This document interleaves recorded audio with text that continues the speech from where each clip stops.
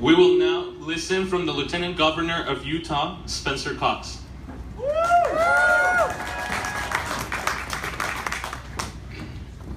Ladies and gentlemen, I'm very humbled and honored to be here with you tonight. Okay, I'll speak very loudly so you can hear in the back. I'm supposed to be in Miller County tonight, about 150 miles away, but this was too important when Jim asked me to come. I almost never write what I'm going to say, but tonight, about an hour ago, I sat down and the words just came, and so I wrote them, and so I hope you'll allow me to read these. Thank you for being here tonight on this very solemn and somber occasion. I begin with an admission and an apology. First, I recognize fully that I am a balding, youngish, middle-aged, straight, white, male Republican politician with all of the expectations and privileges that come with those labels. I am probably not who you expected to hear from today. I'm here because yesterday morning, 49 Americans were brutally murdered. And it made me sad. And it made me angry. And it made me confused. I'm here because those 49 people were gay. I'm here because it shouldn't matter, but I'm here because it does.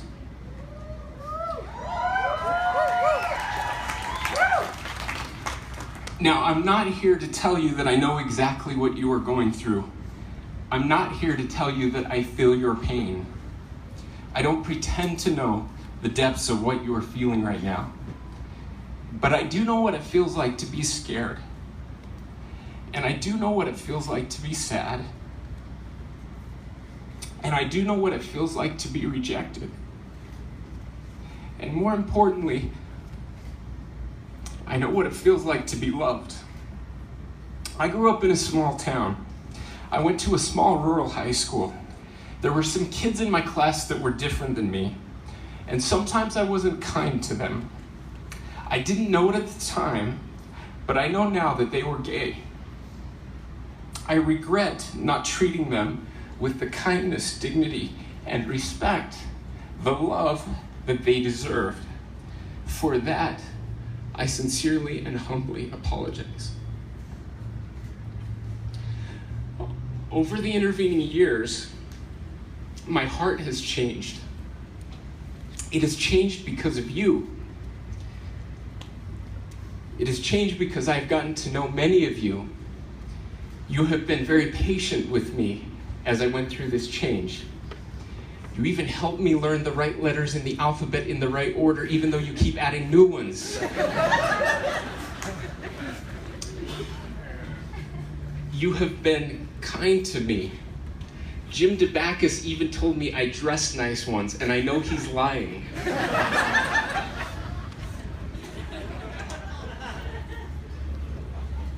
You have treated me with the kindness, dignity, respect, the love that I very often did not deserve.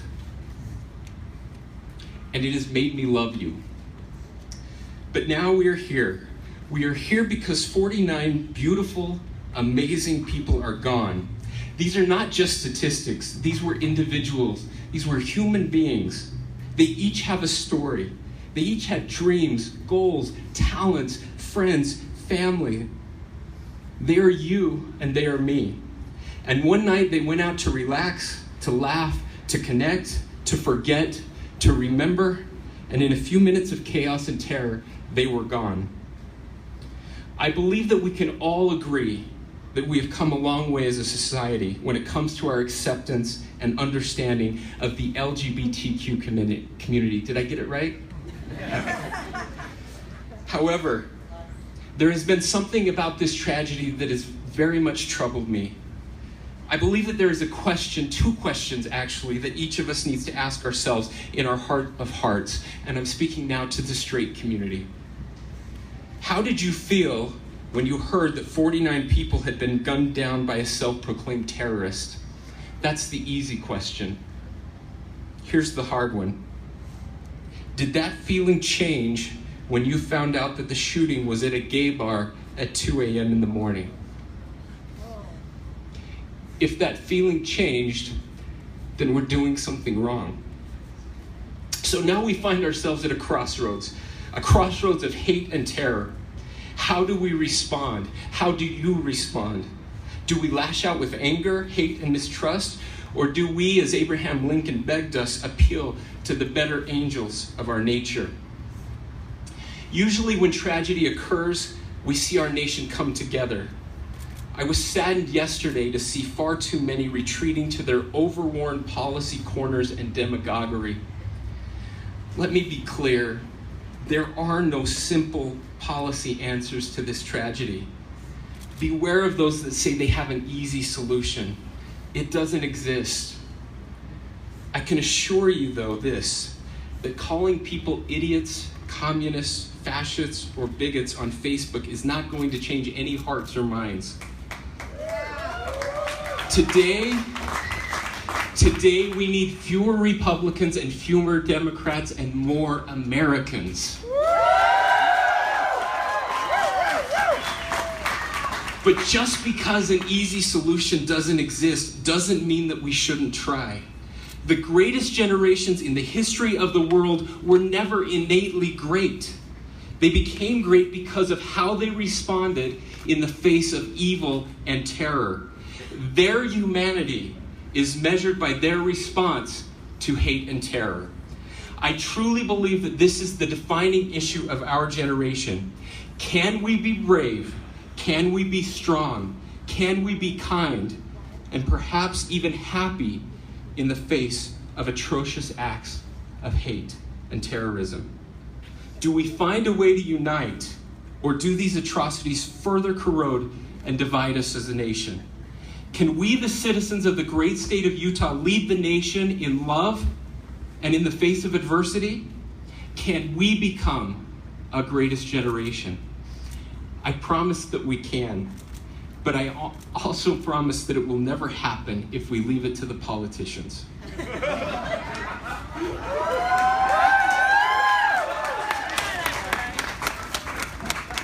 Ultimately, there is only one way for us to come together. It must happen at a personal level. We must learn to truly love one another.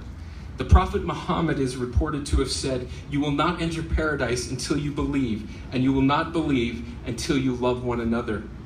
Jesus said this, "Love your enemies, bless them that curse you, do good to them that hate you, and pray for them that despitefully use you and persecute you." Now, you know a little something about hate, and you know a little something about persecution. But you also know something about loving, blessing, and doing good. What our country needs more than ever is less politics and more kindness. If nothing else, as we can see here tonight, this tragedy has the potential to bring us closer than ever before. And so may we leave today with a resolve to be a little kinder. May we try to listen more and talk less. May we forgive someone that has wronged us. And perhaps, most importantly, try to love someone that is different from us. For my straight friends, might I suggest starting with someone who is gay? I leave you with the words of Lyndon B. Johnson. They were spoken at another very sad time in our history, the death of John F. Kennedy. He said this, "Our enemies have always made the same mistake. In my lifetime, in depression and in war, they have awaited our defeat. Each time, from the secret places of the American heart, came forth the faith they could not see or that they could not even imagine. It brought us victory, and it will again, for this is what America is about."